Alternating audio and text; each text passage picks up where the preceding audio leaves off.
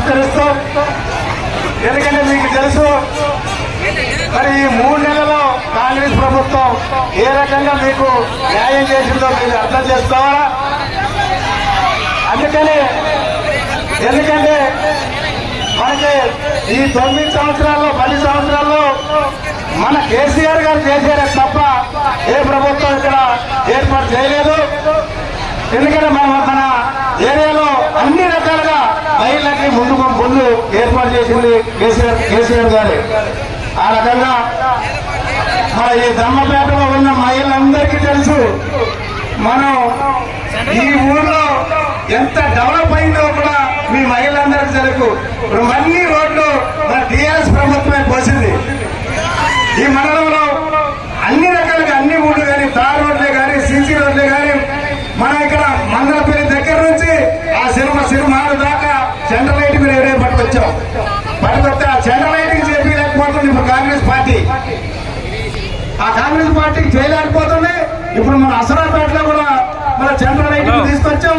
అక్కడ 100 పడకల హాస్పిటల్ తీసుకొచ్చాం. అక్కడ 100 పడకల మన డిగ్రీ కాలేజీ కూడా తీసుకొచ్చాం.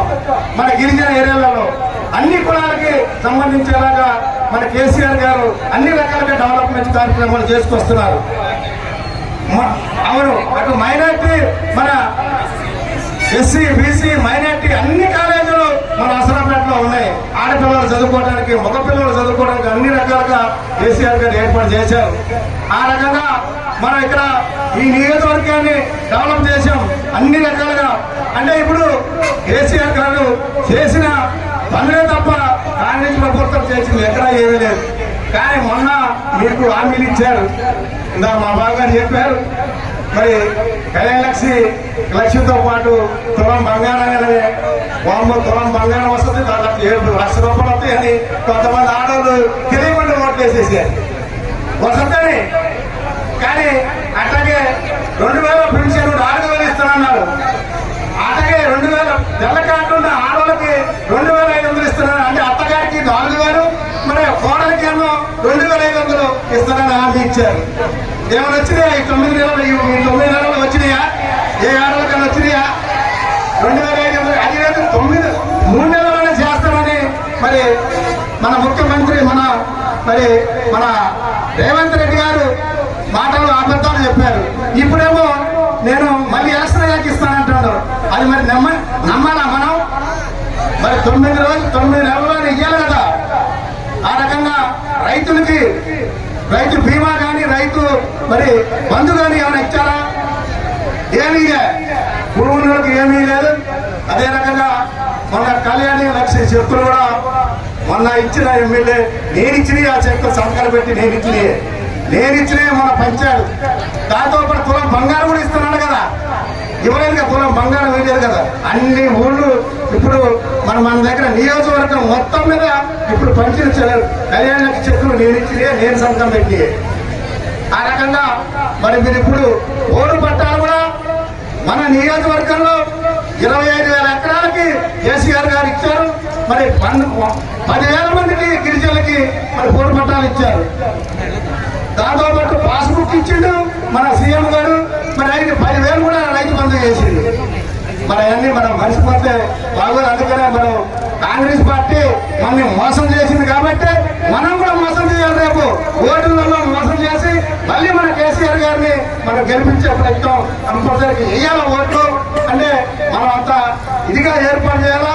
రేపు మనం అన్ని రకాలుగా రేపు ఓటు 11వ తారీఖున ఫస్ట్ గుర్తే మన కారు గుర్తు నామా నాగేశ్వర గారి కారు గుర్తు ఫస్ట్ గుర్తే ఉన్నది.